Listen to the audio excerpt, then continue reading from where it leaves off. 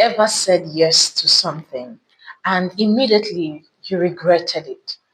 Maybe you answered the phone and then it suddenly dawned on you that, oh, now I have to go to that party.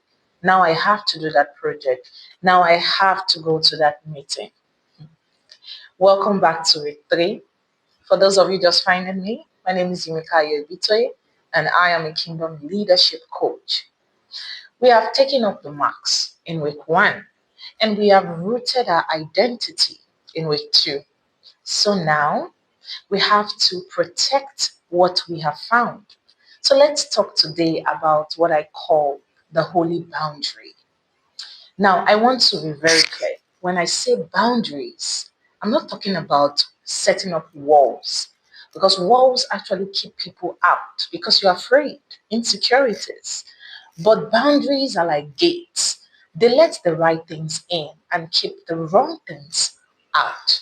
And when you set boundaries, it's like putting an authentic thing and building a very authentic knowledge because that is really a truth about your capacity.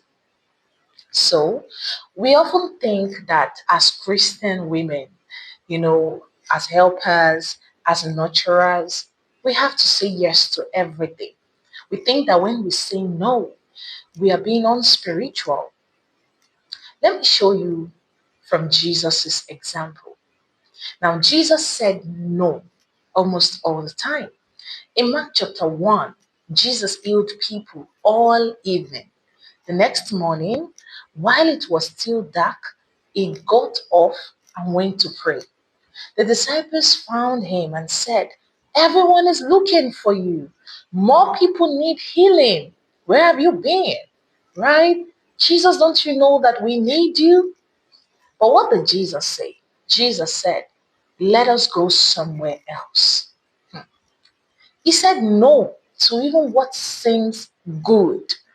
It was urgent. It was ministry. It was a very great opportunity. But he would rather say yes to the will of God. He knew timing when he needed to be at the next that God needed him to be. It was not just led by pressure, it was led by purpose. Now, when you say yes to everything, you are actually being inauthentic because you are saying, "Yes, I can handle this," when deep down you know that you can't.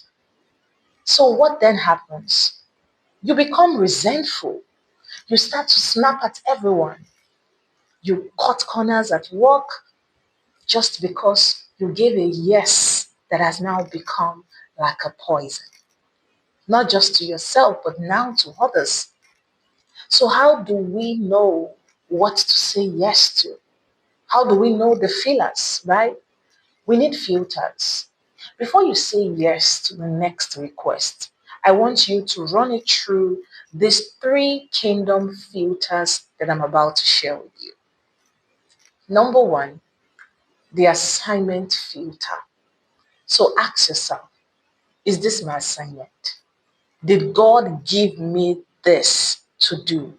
Or am I picking it up myself? Or has he equipped somebody else like Basilia who has better skills that can show up best for everyone? At number 2 is called the capacity filter. Do I have the physical, emotional, spiritual margin for this right now? Or will it put me in a red zone? That's talking about timing. At number 3, ask yourself the joy filter. Does this spark joy of obedience? I'm not talking about happiness, but deep down, does it feel like something that I'm supposed to do?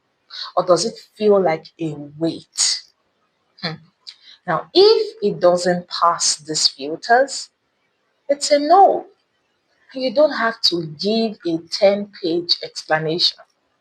A simple thank you. Thank you so much for thinking about me and for offering this to me, but I don't have the capacity to do this right now in the best way that serves everyone. That's enough. I know that this can be very hard. I said it simply, but there are some people that are really weighty in our lives, and saying no to them might look like you're ungrateful, right? But you want to start to practice it in the littlest way you can. I want you to write a no script this week. Write down exactly how you will politely decline the next request that doesn't go through the filters. For example, you can say something like, I appreciate you asking me, but I am going to have to pass this on to someone else who I feel will show up better and do it in such a way that you yourself will be blessed. You don't have to justify, to argue, to defend, or to explain it. Do you know that no is actually a complete sentence? Authenticity requires honesty, especially about your limit. When you guide your time, you are guiding something that is very, very precious, because time is actually an anointing. Next week, we are going to take everything we have learned and we're going to walk through the path of influence. We're going to really specify on how to take this authentic self and actually change the world around you.